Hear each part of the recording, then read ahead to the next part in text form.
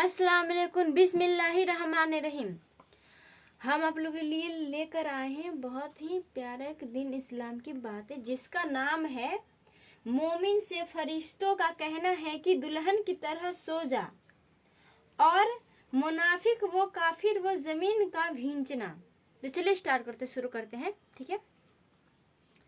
हजरत अबू हुरैर सल्लल्लाहु अलैहि वसल्लम फरमाते हैं कि अल्लाह के रसूल सल्लल्लाहु अलैहि वसल्लम ने इरशाद फरमाया कि जब मैयत को कब्र में रख दिया जाता है तो उसके पास दो फरिश्ते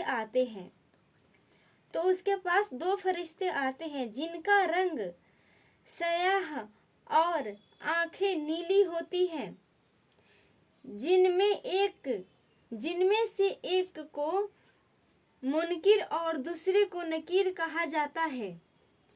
वह दोनों उससे पूछते हैं कि तू क्या कहता है उन साहब के बारे में जो तुम्हारी तरफ भेजे गए हैं। वह अगर मोमिन है तो जवाब देता है कि वह अल्लाह के बंदे और उसके रसूल हैं। मैं गवाही देता हूँ कि अल्लाह के सिवा कोई माबूद नहीं जिसकी इबादत की जाए नहीं, और बेशुबह मोहम्मद सल्लल्लाहु अलैहि वसल्लम रसूलुल्लाह अल्लाह के बंदे और उसके रसूल हैं। यह सुनकर वह दोनों कहते हैं कि हम तो जानते हैं कि तू ऐसा ही जवाब देगा। फिर उसकी कब्र 70 हाथ वर्ग चौड़ी कर दी जाती है और रोशन कर दी जाती है। फिर उससे कह दिया जाता है कि अब तू सो जा। वह कहता है कि मैं तो अपने घर वालों में अपना हाल बताने के लिए जाता हूँ। वे कहते हैं कि यहाँ आकर जाने का कानून नहीं है, तू सो जा जैसे कि दुल्हन सो जाती है जिसे उसके शौहर के सिवा कोई नहीं उठा सकता। चुनचाने वह आराम से कब्र में रहता है यहाँ तक कि अल्लाह उसे क़यामत के दिन उस जगह से उठाएगा। और अगर मरने वाला मुनाफिक या काफिर होता है तो वह मुनकिर नकीर को जवाब देता है कि मैंने जो लोगों को कहते सुना वही कहा, इससे ज्यादा मैं नहीं जानता। वह दोनों कहते हैं कि हम तो खूब जानते थे कि तू ऐसा ही जवाब देगा। फिर जमीन से कहा जाता है कि उसको भींच दे। चुनचाने जमीन उसको भींच देती है जिससे उसकी फसलियां इधर उधर चल जाती हैं। फिर वह कब्र के अंदर अजाब में रहता है यहाँ तक कि क़यामत को भी खुदा ही उसे उठाएगा वहां से। इन हदीसों से मालूम हुआ कि ईमान वालों बज़र्ख की दुनिया में इत्मीनान से होंगे और उसके होश वो हवास सही रहेंगे, यहाँ तक कि उनको नमाज का ध्यान होगा। फरिश्तों के सवाल का जवाब देने का बेखौफ होंगे और जब अपना अच्छा हाल देख लेंगे तो घर वालों को खुशखबरी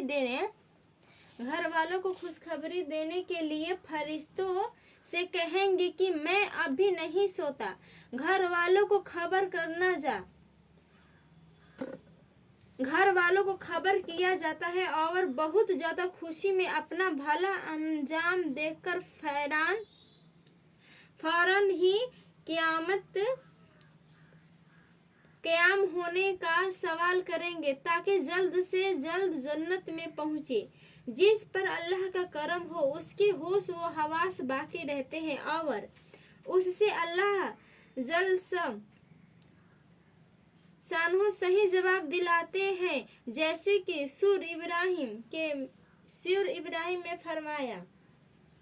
हजरत उमर से सल्लल्लाहु अलैहि वसल्लम के रसूल सल्लल्लाहु अलैहि वसल्लम फरमाया कि उमर उस वक्त तुम्हारा क्या हाल होगा जबकि लोग तुमको कब्र में रखकर और मिट्टी डालकर चले जाएंगे। फिर तुम्हारे पास कब्र की